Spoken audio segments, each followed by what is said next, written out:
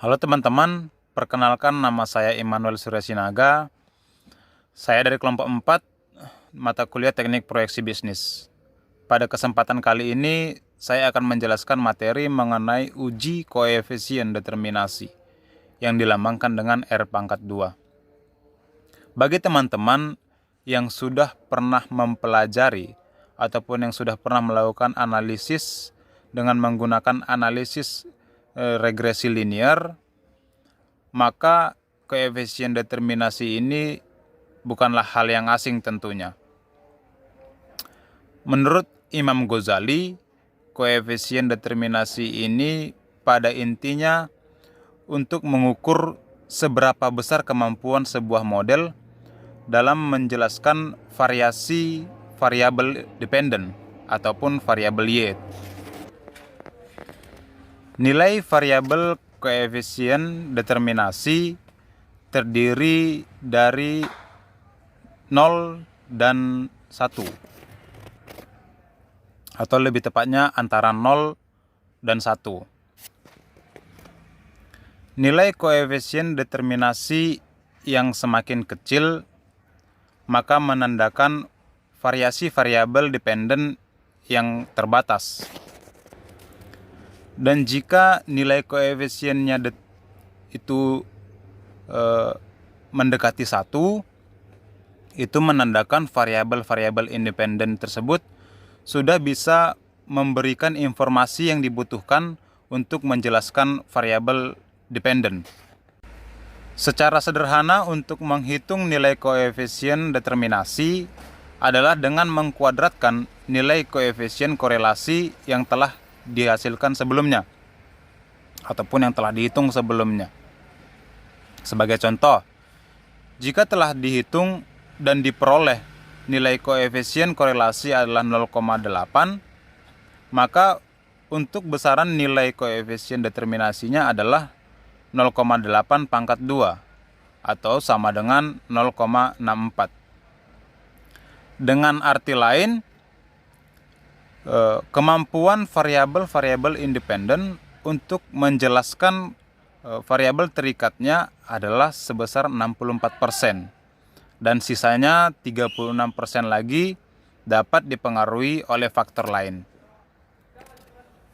Oleh karena itu, koefisien determinasi ini memiliki peran yang penting untuk mengetahui bagaimana sebuah model yang ditentukan dalam mengukur pengaruh variabel independen terhadap variabel terikat ataupun variabel dependen.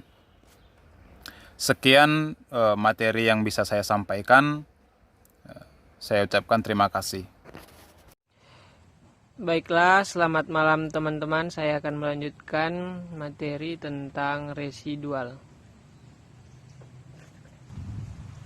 Dalam konsep analisis regresi, banyak di antara kita yang mungkin menganggap bahwa istilah error dengan residual adalah sama.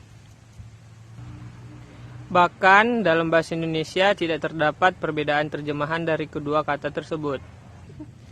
Keduanya diterjemahkan sebagai galat. Memang residual dan error keduanya adalah selisih antara nilai pengamatan sebenarnya dengan nilai dugaan. Namun sebenarnya error dan residual memiliki perbedaan makna, yakni error memiliki arti sebagai selisih antara nilai pengamatan sebenarnya dengan nilai duganya bila data yang digunakan adalah data populasi. Sedangkan residual yaitu selisih antara nilai pengamatan sebenarnya dengan nilai hasil duganya. Namun data yang digunakan adalah data sampel. Jadi istilah yang paling tepat digunakan saat kita menganalisis data menggunakan data sampel adalah residual. Residual atau sisaan dalam regresi linear sederhana merupakan selisih dari nilai prediksi dan nilai sebenarnya. Atau EI sama dengan YI kurang A tambah B XI. Jika Jika nilai pengamatan terletak dalam garis regresi, maka nilai residunya sama dengan 0. Jadi jika total jarak atau nilai mutlak dari residu atau EI sama dengan 0, berarti semua nilai pengamatan terletak pada garis regresi. Dan penjelasan dari saya, terima kasih. Assalamualaikum warahmatullahi wabarakatuh. Perkenalkan, nama saya Nadila Mariska dari kelompok 4 Teknik Proyeksi Bisnis. Baiklah, di sini saya akan menjelaskan tentang uji hipotesa. Di mana uji hipotesa atau uji hipotesis adalah metode pengambilan keputusan yang didasarkan dari analisis data, baik dari percobaan terkontrol maupun dari observasi atau yang tidak terkontrol.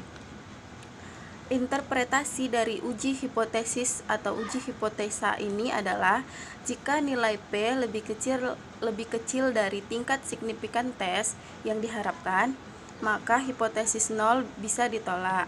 Selanjutnya, jika nilai P tidak lebih kecil dari tingkat signifikan tes yang diharapkan, bisa disimpulkan bahwa tidak cukup bukti untuk menolak hipotesis 0, dan bisa disimpulkan bahwa hipotesis alternatif yang benar. Selanjutnya, adapun prosedur dari uji hipotesis atau uji hipotesa ini adalah sebagai berikut. Yang pertama, menentukan parameter yang akan diuji. Kedua, menentukan hipotesis 0. Ketiga, menentukan hipotesis alternatif. Yang keempat, tentukan alfa. Yang kelima, pilih statistik yang tepat. Yang keenam, tentukan daerah penolakan. Kemudian, hitung statistik ujinya. Selanjutnya, putuskan apakah hipotesis 0 ditolak atau diterima.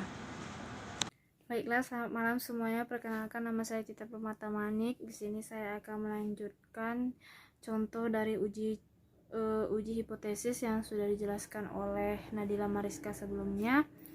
Di sini contohnya, seorang yang dituduh pencuri dihadapkan kepada hakim, dan seorang hakim itu akan menganggap orang tersebut tidak bersalah sampai kesalahannya bisa dibuktikan.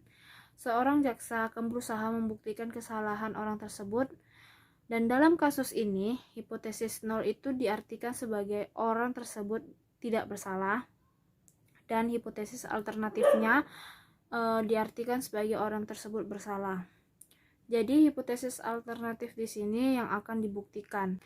Ada dua kemungkinan yang akan terjadi kepada orang tersebut. Yang pertama adalah orang tersebut tidak bersalah, yang kedua orang tersebut bersalah. Dan ada dua juga keputusan yang akan diambil hakim. Yang pertama adalah melepaskan orang tersebut.